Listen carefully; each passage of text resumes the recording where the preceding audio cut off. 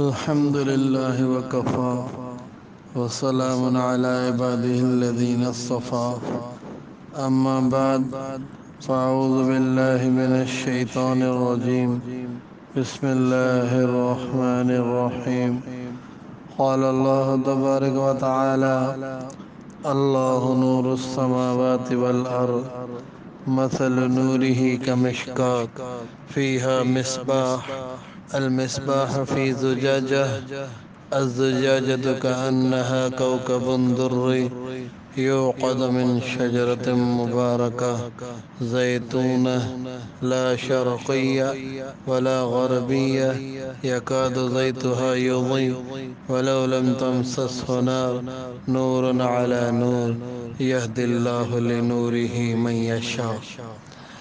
وقال تعالى يريدون ليطفئوا نور الله بأفواههم والله متم نوره ولو كره الكافرون.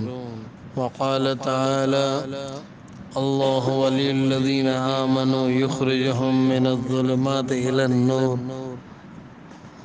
وقال النبي صلى الله عليه وسلم الراحمون يرحمهم الرحمن ارحموا من في الأرض يرحمكم من في السماء أو كما قال النبي صلی اللہ علیہ وسلم. میرے محترم بھائیو دوستو، اللہ پاک نے قرآن پاک میں اپنے نور کی مثال بیان کی ہے کہ اللہ کا نور ساتوں آسمانوں اور ساتوں زمینوں میں گھرا ہوا ہے.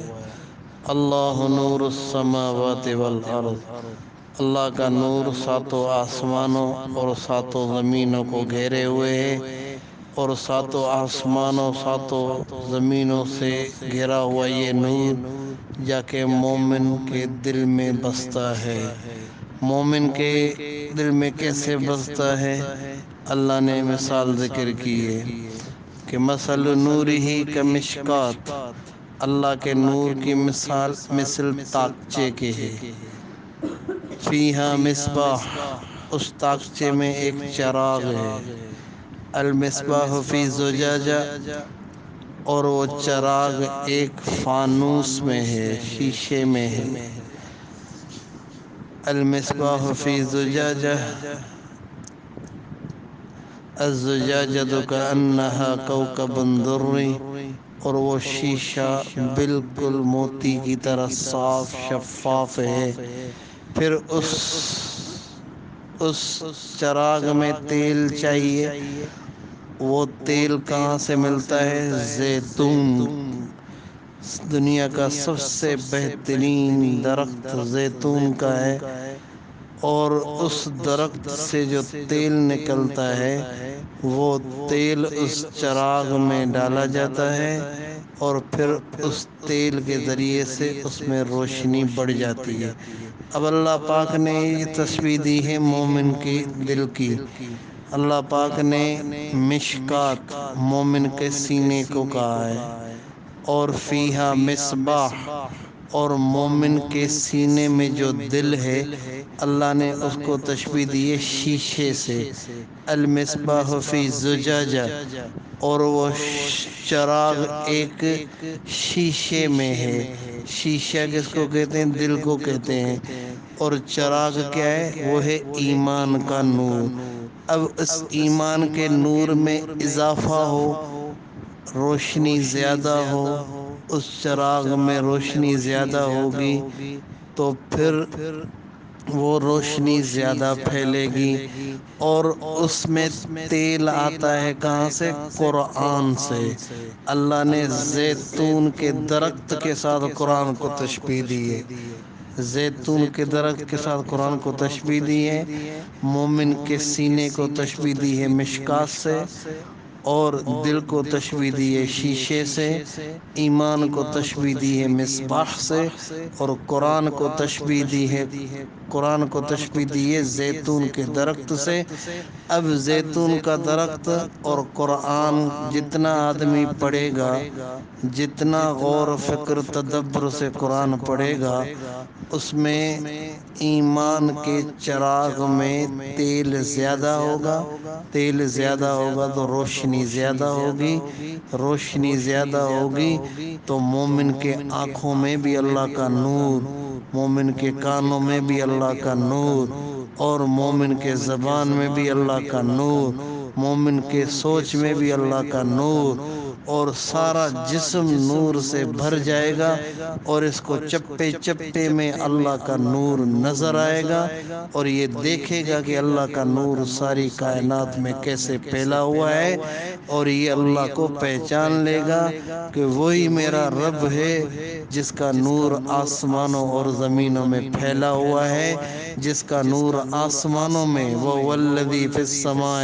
الہ، جس کا نور زمینوں میں وفی الارض الہ، جس کا نور مشرق میں رب المشرق، جس کا نور مغرب میں رب المغرب، جس کا نور شمال میں رب المشرقین و رب المغربین، جس کا نور جنوب میں، جس کا نور پہاڑوں میں والجبال ارساہا، جس کا نور سمندروں میں مرج البحرین یلتقیان بینہما برزخ لا یبغیان، جس کا نور بارشوں میں انا سببنا الماء صبا، جس کا نور بارش کے ایک ایک قطرے میں، جس کا نور زمینوں میں، جس کا نور پوری کائنات میں پھیلا ہوا ہے، جس کے بارے میں اللہ تعالیٰ نے فرمایا سنریہم آیاتنا فی الآفاق وفی انفسہم حتی یتبین لہم انہ الحق، میں جگہ جگہ پہ تمہیں اپنی نشانیاں